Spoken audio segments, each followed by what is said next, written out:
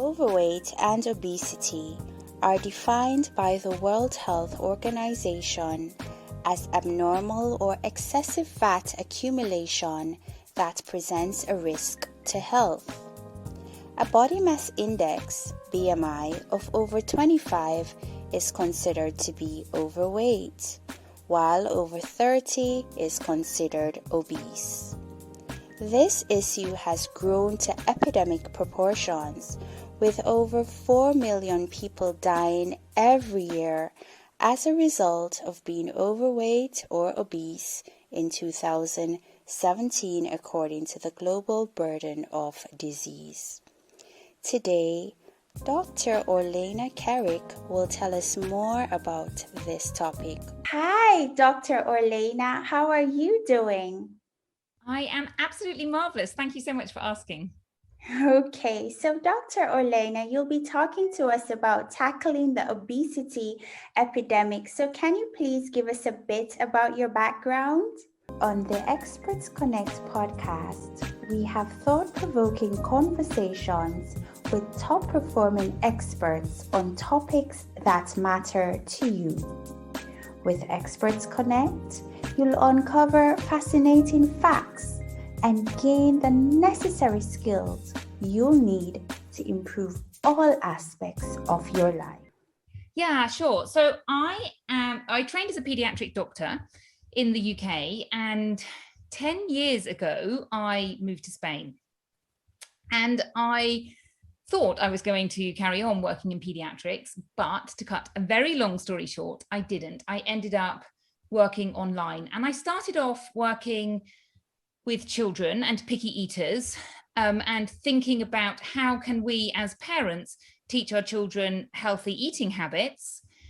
And a few years ago, I pivoted a little bit, because what I realized was a lot of the problems that parents have is that they want their children to eat healthily, but one of the big problems is that they are not eating healthily themselves. So now what I do is I work with the family unit. So I work directly with mothers who either want to be more healthy or both. They want to lose weight, but also they want to teach their kids healthy habits as well. So obviously they have to look after themselves, but they also have to look after their family.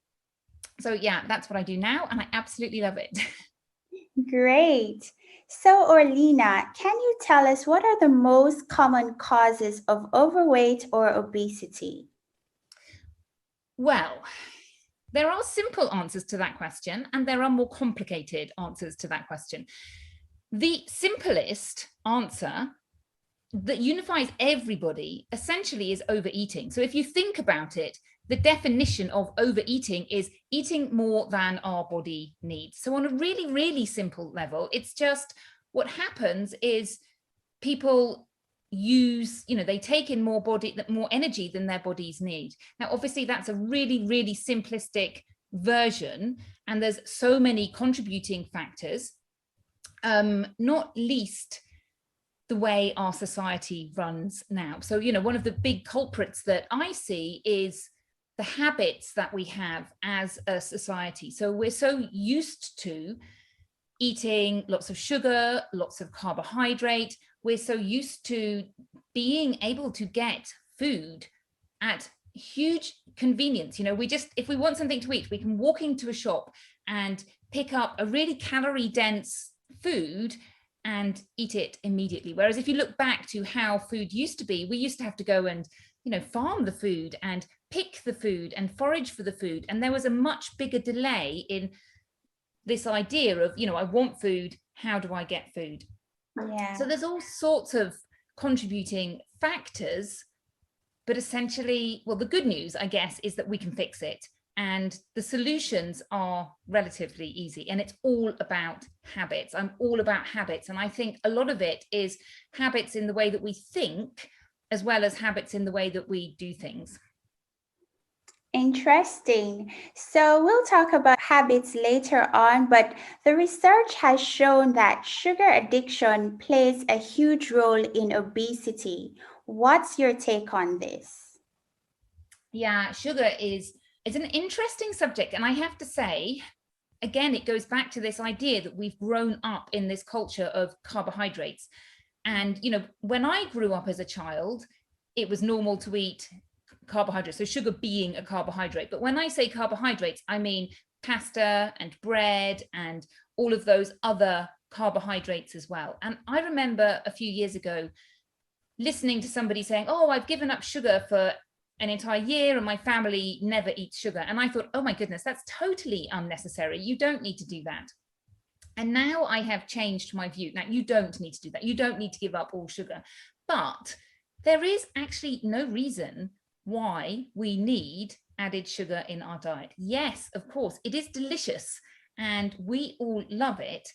And our brains are programmed to go and look for sugar, both adult brains and children brains. I call children glucose seeking missiles, because, you know, if you say the word, well, we say sweeties, but candy, and then suddenly their ears prick up and they're there and they know exactly what it is. And that's just normal behavior. But again, if you think about what it was like in the past, we would get our sugar, which is our main energy source, from some blackberries or some figs or some other fruit. That was our main source of sugar, whether it was fructose or glucose.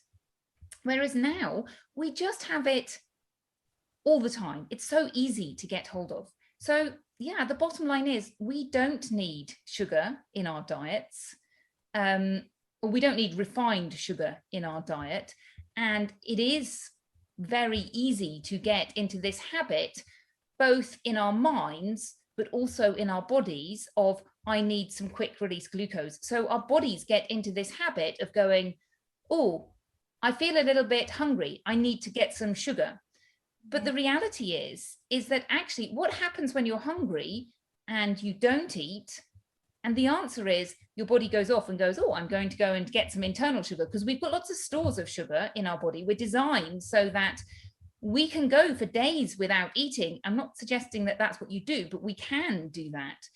So when we're hungry and we don't eat, our body just goes, right, well, I'm going to break down some sugar. I'm going to get some sugar.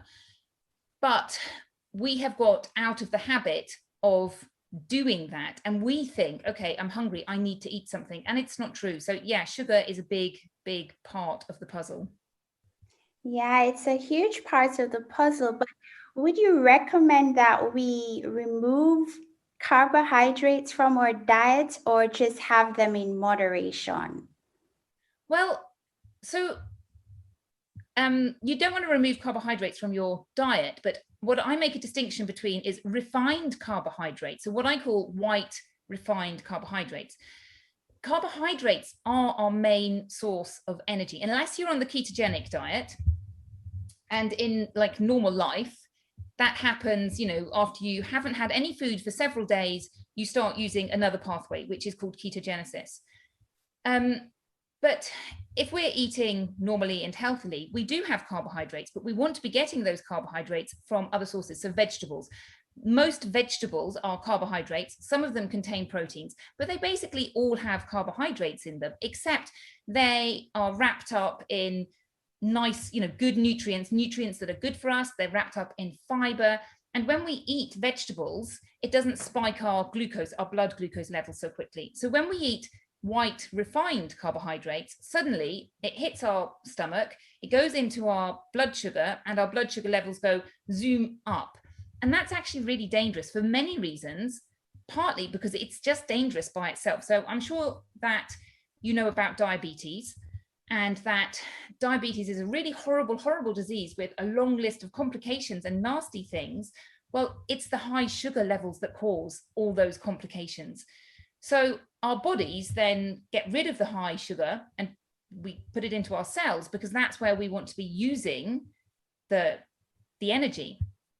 When it's not in the right place, it's basically doing damage to our body. So we don't want that. So we don't want these really high peaks, but we do need some glucose. And, you know, we're going to get that from vegetables and from other sources. So another source is whole grain wheats, or whole grains, by which I mean like oats and spelt is wheat, but with the actual grain on. So it looks like a little grain rather than flour.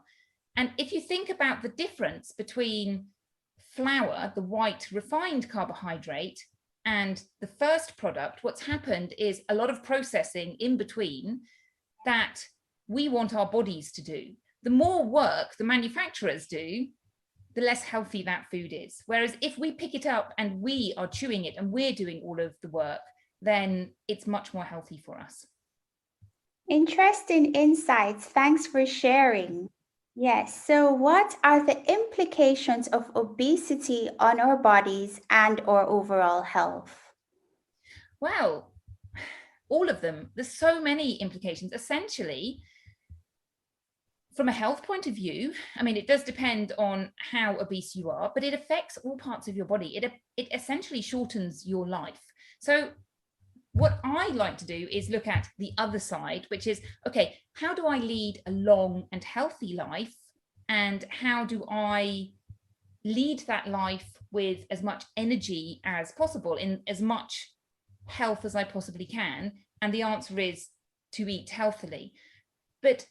And when you eat healthily, you avoid things like heart disease. You reduce your risk of cancer, mobility as well. So being overweight can have knock-on effect on mobility. And then obviously once that happens, you spiral down into what I call a negative plug hole, when things get worse and worse and worse. But what you want to do is turn it upwards and keep yourself healthy, or, you know, start to make yourself more healthy, and then spiral upwards and think about how you can lead a life full of energy and lead a long and healthy life and avoid all of those horrible illnesses. Great. And Orlena, in my previous research, we found a positive association between obesity and mental health problems. What's your perspective on this?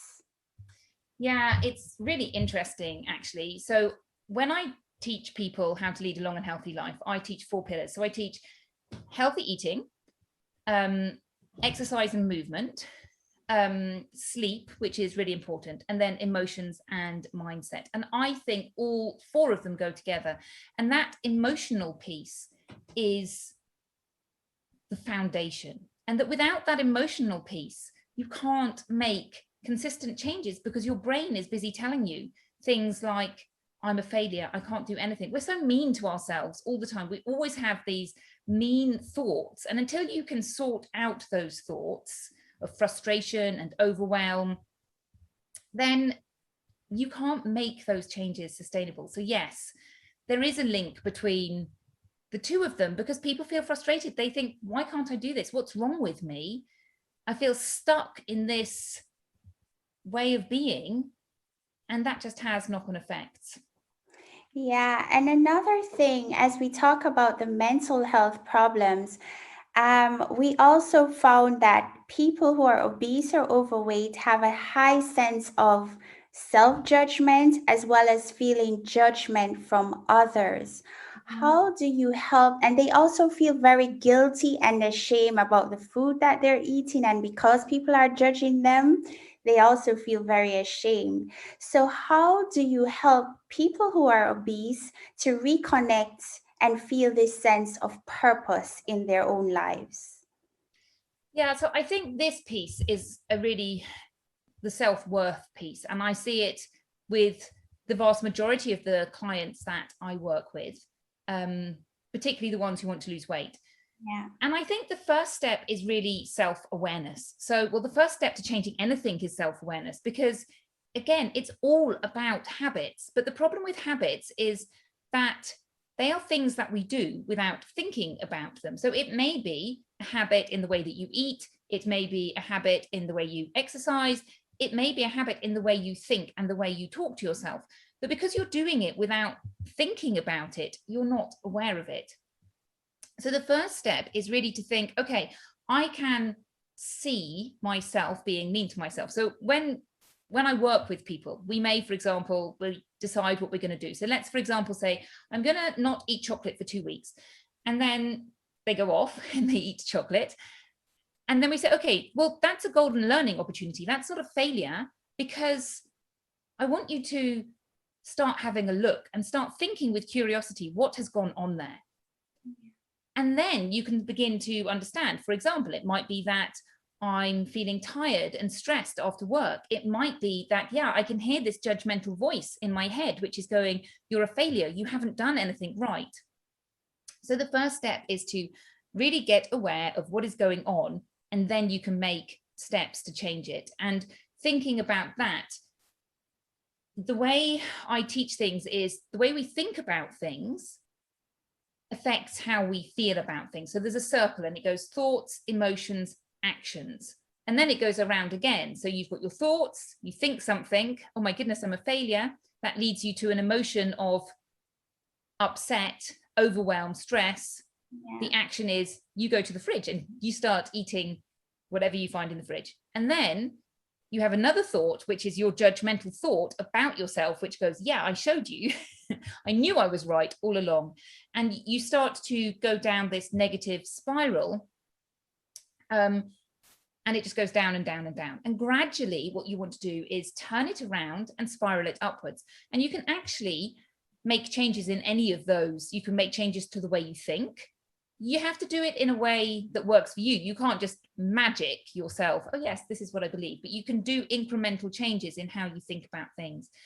You can change your emotions, and sometimes you want to change your emotions, and sometimes we don't want to change our emotions. But what we don't want is to be swept away by our emotions and allow our emotions to rule us, and for us to sort of dive down this plug hole of negative emotions. We all have negative emotions, but it's how we deal with those negative emotions that's the important thing. Yeah. And our actions as well. We can obviously change our actions. We just do things, and that is changing our actions. So yeah, we can address it in any of those three areas. Great. And I can imagine, and you also mentioned it, that a lot of your clients will fall off, like they have this pattern of healthy eating or exercising consistently, and then they just fall down on the curve and then they want to give up. How do you get them to pick up and to continue on that healthy habit? Yeah, well, I think this is a really interesting conversation. And I think, well, the first thing is you're talking about my clients, and my clients have made a commitment by engaging in a coach. And I speak to a lot of people who don't have the budget or don't want to engage in a coach. And a lot of people say, well, I should be able to do it by myself. So many people say, I should be able to do it by myself. I think particularly because we're talking about food and the way we eat, and it's all things that we do anyhow. The big problem with this is, well, you haven't been doing it by yourself. So, and if you look around and we look at all the statistics and the evidence, so many people don't lead a healthy life. And again, it's all about habits. Yeah. But so many people don't realize that they need some help. So the first thing is getting some help really, really is beneficial. Even if you don't want to go with a coach, get your partner on board or your friends on board. That will help you as well. And the other piece really is about inner motivation and really having a goal of where you want to get to, which you have to keep that alive. People think inner motivation is something that falls out of the sky, and they say things like, oh, well, I will do some exercise when I feel motivated. And I say, no. When I go for a run, I feel motivated after about 1 kilometer. It's not like, but because I'm in the habit of going for a run, I've taken that decision away from me. Now, I go running every Saturday morning. If I were to wake up on Saturday morning and think, should I go for a run? Do I feel motivated? I suspect the answer would most often be, no, I don't feel motivated. My bed is very comfortable, thanks, and I'm never going for a run. But I don't give myself that decision. I make the decision. This is what you do. I've decided on Saturday morning, that's running time. And then when I'm running, I'm like, oh, I really love this. And I remember all of the things that I love about it. So I think that inner motivation piece is really something that you have to work on. And it's what keeps you going when things get tough, and things do get tough. It's called life. Life always happens, particularly at the moment in years 2020 and 2021. But yeah, it's that inner motivation that you have to keep going. Yes, I wholeheartedly agree because social support, inner motivation, and also I believe setting those small goals. Sometimes we set like huge goals, like I want to lose 50 pounds or something, but maybe when we lose 1 pound, we should celebrate those small victories and then go like maybe I should just lose 5 and then next 2 months I lose 10. Those are some of the things that I would Yeah. advocate for. Yeah. Yeah, definitely. And another piece as well is, well, I think you should celebrate absolutely everything. But I think as well, it's really important to remember that you cannot control that number. You have no control over that number. So on one level, and this may be slightly controversial, I encourage people not to look at the scales too much. What you can control is how you think, how you eat, how you exercise, all of those things. And it's far more important to control what you are in charge of than what you aren't in charge of. Yes, I agree. And Orlena, you are an advocate for the Mediterranean diet, and I love Mediterranean food. Can you share more about the components of this diet? Yeah, so if we look at the research of what is a healthy diet, essentially coming out on top is what's called a plant-based diet. And that doesn't mean you can't ever eat meat, but it means that really you're getting most of your food in the form of vegetables. I'm all about vegetables. And there are different types of plant-based diets, but they're all very similar. And the research behind the Mediterranean style diet, and as a side note, it's quite difficult to do research on nutrition, like good research. So it can be slightly controversial, but there is reasonably good research that shows that the Mediterranean style diet helps towards leading a long and healthy life. So it's lots of fruit and vegetables and less refined carbohydrates. So all of those packets, that pasta, that bread, it's not pizza and pasta and risotto. It's a little bit of those white refined carbohydrates in moderation, a little bit of protein, good quality protein, which could be from meat and fish, eggs, nuts and seeds, another interesting part, and legumes. So thinking about things like cannellini beans, chickpeas or garbanzo beans, that's another integral part. And specific to the Mediterranean diet, we have to think about fats. And in the Mediterranean style diet, it's extra virgin olive oil. Now, I love extra virgin olive oil myself, but if other people want different forms of healthy fats, you can have different forms. But there is a reasonable amount of research that extra virgin olive oil is good for you. And that in the Mediterranean style diet, you can have quite a lot of it. So 4 tablespoons a day, which is actually a reasonable amount. And the other thing about fats, healthy fats, is it helps you to feel full up. So one of the problems that we've looked at, when we look at the history of dieting, is that people started having low fat diets and high carbohydrate diets. But part of the problem with that is that people never felt full up because there was just this, how much celery can you eat kind of thing. It doesn't give you that feeling of satisfaction. But when you add in the extra virgin olive oil or fat, you do get that feeling of, okay, I now feel full and satisfied after I've had a meal. So I can have a small amount and carry on my day.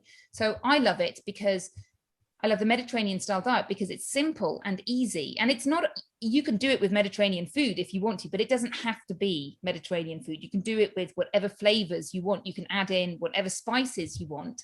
But I'm a busy mum and I do things that are really easy, like just cooking vegetables, throwing them in the oven and having, baked vegetables that are easy and don't take a lot of time or effort to prepare. Yeah, I'm gonna play the devil's advocate a bit. So you mentioned that you can have up to 4 tablespoons of extra virgin olive oil, but some persons may argue that this could lead to cardiovascular disease. How would you respond to Okay, so there was a study that was done called the PREDIMED study, and you need to go and have a look of that PREDIMED study. So it was done originally in 2011, and it was done here in Spain, and they had a reasonably large number of people. I can't remember, I think about 11,000 off the top of my head. And they divided them into 3 groups. And 2 of those groups had the Mediterranean style diet, 1 with extra virgin olive oil and 1 with nuts. I think they had extra nuts. Yeah. And then the others had a more refined, general sort of normal thing. Yeah. And if you look at the results in that study, they did better. So they lost weight and they had less diabetes and they had less risk of heart disease. So the answer is no, that's not true. And I think, if we're looking at fats is a controversial topic in terms of, people are now beginning to realize that it's not fat that causes people to be unhealthy, and that essentially we can ease up on the idea that we have to be totally fat-free to lead a healthy diet. And actually, if you talk to cardiologists, they will say the same, have healthy fats. It's okay to have healthy fats. Yeah. Okay. And one more thing with respect to the Mediterranean diet, can you give us an example of what breakfast, lunch, and dinner looks like with the Mediterranean diet? I can indeed. I can tell you what we eat all the time. So our breakfast is porridge, so oats. Now, I love whole oats. My children do not. So we get the rolled oats, and then at the weekend, I have the ones that I like. But I will have it with fruit. So depending on what season it is, it might be pears or peaches, bananas, apples. And generally, I'm eating a couple of portions of fruit there. And then I will also have nuts and seeds. So, I've got a hearty breakfast, but it's not a bowl of porridge by itself. It's a little bit of porridge with other things around it. And I personally don't add any sweetener to mine because I find that the sugar in the fruit is enough.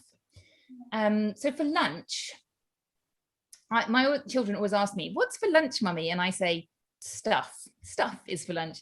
And essentially it's salad. I might have leftover vegetables. So one of my tricks is always just cook more vegetables than you need and then keep them cold and have them the next day for lunch or another meal. So anything that's left over, which will be vegetable based, salads, my kids love carrot sticks. So, cucumber, all of these things. My children are quite fussy. So I always put them out separately rather than together. If it's winter and cold, it might be a vegetable soup. There may be some bread. My children love bread. I'm not so keen on bread anymore. But yeah, so there might be some carbohydrate there, but often, again, we'll have nuts and seeds. We might have some watermelon. It's nearly summer now, so we're getting watermelon now and fruit again. And then dinner as well. So again, it might have some protein with it. We don't eat very much meat, but it might have a little bit of meat, or I quite like to use nuts as my protein. Something vegetable based. So I like a vegetable chili, which is super easy to make. I make it in my slow cooker, just throw everything in early in the morning, and suddenly I have got dinner, which has got lots of pulses. And so I use black beans and other beans that I can get hold of with some other vegetables, perhaps a little bit of rice. And essentially, it depends what your family likes. You can have different flavors. This is what we like, but essentially, the bottom line is it's mostly vegetables, but you can eat so many vegetables. People kind of go, I'm going to get really hungry on vegetables. No, I eat so many vegetables. And I always feel totally full up on vegetables. But if you think about it, like I don't teach people how to count calories, but calories are useful in order to understand how foods work. So if you take a digestive biscuit, it has 70 calories in it. If you take a cabbage, 100 grams of cabbage has 25 calories in it. So you can eat nearly 300 grams of cabbage for your one digestive biscuit. Now, I bet it's really easy to eat an entire packet of biscuits, which has got, or 2 or 3 biscuits even. But can you eat an entire cabbage by itself? And the answer is probably not. So you can see how, and it's the same, aubergines, they're the same, 25 calories per 100 grams. So you can eat a lot of aubergine and go, all I've eaten is 2 biscuits, but that's my whole dinner. And I feel really full up now. Yeah. And many people, Orlena, they talk about, well, many people snack, especially persons who are suffering from obesity and overweight. Snacking in my research was a big problem for them. But some coaches and some medical personnel, they say, well, hey, you should only eat 3 meals a day, no snacks in between, while some advocate for healthy snacks in between. What's your take on snacking?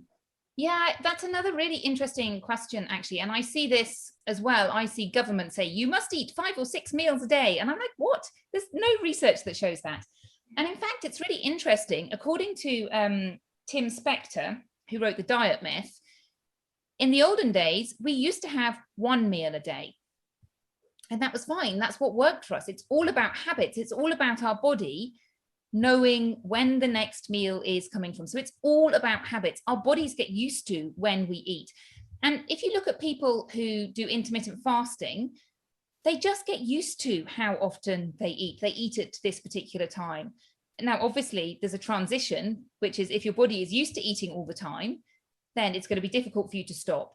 Now, one of the problems of snacking all the time is, I talked about this idea that we're constantly getting sugar from outside. Well, what should happen in normal life is we get hungry, we eat, and then we get this energy and we use the energy, and then we go and use some of that stored energy, and then we repeat the whole process. Yeah. But the problem that happens if you're snacking all the time is you don't allow your body to use that stored energy. So it just goes eat, store, eat, store, eat, store. And that's a really good way of putting on weight. And it's a really good way of increasing your insulin levels, which are not helpful if you want to lose weight. So at some stage, you need to allow your body to use the energy. Now, I recommend with my clients that they have at least 14 hours of not eating overnight, because that's a really easy way to give your body a little bit of a rest. But going back to the question, should you be snacking during the day? Well, to play devil's advocate, it's a bit like, well, what works for you? And if you are eating healthy snacks, that's much better than eating unhealthy snacks during the day. So, if I was working with someone individually, we would work out a plan together, but it should be healthy snacks. And ideally, you don't need to be eating all the time. Yeah. If it's within 2 hours, that's a real indication that your body has hardly finished digesting what you've last eaten. And it's not because you're hungry, it's because you've just got into a habit, or because there's some other reason, some emotional reason. For me, it's always boredom. I always have a cheeky snack in the morning when I get a bit like, I don't want to do this work anymore. But it's recognizing it. Did that answer your question? Yes, it did. And another question that came to mind, Orlena, was, sometimes people can overindulge on healthy snacks or healthy fruits, etc. Like maybe having more than 5 fruits a day. How many fruits should one eat? Can you overindulge? What's your take on this, on healthy foods? Yeah, you can overindulge on healthy fruits. And there are some fruits that are higher in sugar. So for example, dried fruit is obviously it's like 2 portions. So if you think about a handful size, dried fruit, it counts as 2, because obviously a grape was twice the size of a raisin. Bananas are quite high in sugar, and tropical fruits like pineapple are quite high in sugar. But I think if you're eating a relatively healthy diet throughout the day, it's far better to be eating too much fruit, than to be eating the packaged food. So it kind of depends where you are.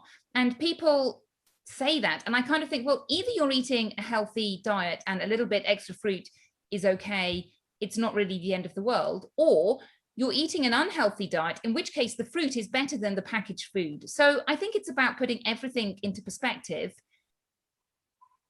Yes. And, having a certain amount of self-awareness as well.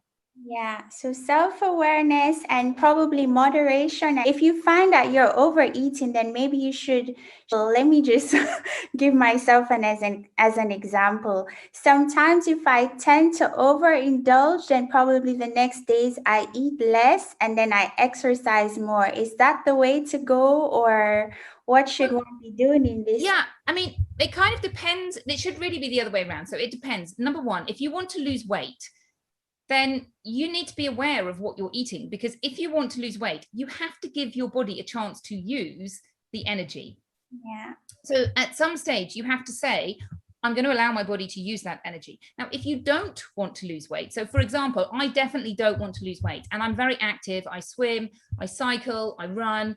And I notice that when I have swum 2 or 3 kilometers, yes, I feel hungry and I eat a bit more, but that's my body saying you need to replace those stores, because otherwise you are going to lose weight. And I don't really have enough, weight to lose. But if I then didn't compensate by eating a little bit more, then I would end up losing weight. So, but I'm eating more of the healthy foods, and that might include an extra bit of fruit. For me, it's nuts. I love nuts.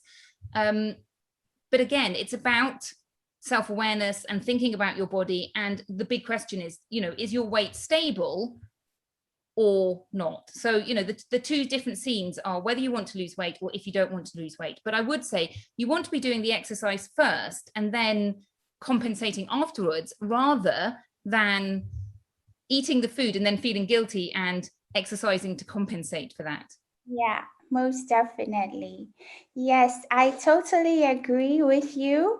And one thing, because, well, I tend to exercise a lot, and I use my fitness tracker to help. It helps me to know how many steps I'm taking, what's my heart rate. I can monitor my sleep, etc.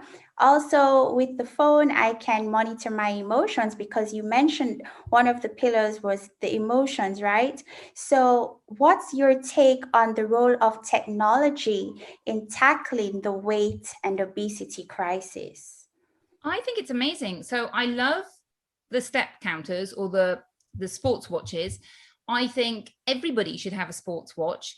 And I think they have so many features. So one of the good things is they allow you to monitor for days when you're really sedentary. They poke you every hour to get up and do some movement. And I find that they really spur me on to challenge myself to do extra things, because they set these little badges, and it's just me competing against myself, but it does push me to the next level. And then you've got things like meditation apps, which really can teach you to meditate, and be aware of your emotions. So I think there's so much technology that we have that is really, really helpful, actually. Yeah, great. And what's your message, Orlena, to our audience? My message is you can do it. And leading a healthy life is, it's about the long term, but really it's about making the most of everything that you have got now. So for example, I had the most amazing weekend this weekend. My kids went on a school trip. So my husband and I took the day off and we went for a cycle ride. We went for a 40K cycle ride. So like simple pleasures. It's not like it cost us heaps of money, but it was just amazing to get out in nature and really just relish that moment of, wow, you know what? I can be on a bike and cycle this and my body can do it and I can love it and I can enjoy it. So it's about enjoying this precious life that we've been given. Exactly. And how can people reach you, Orlena?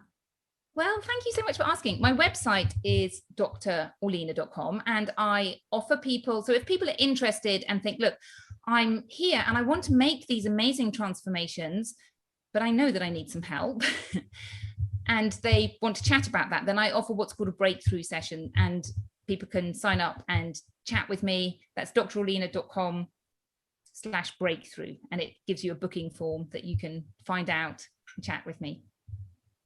Thanks for sharing. Thank you so much for your enlightening insights on how we can tackle obesity.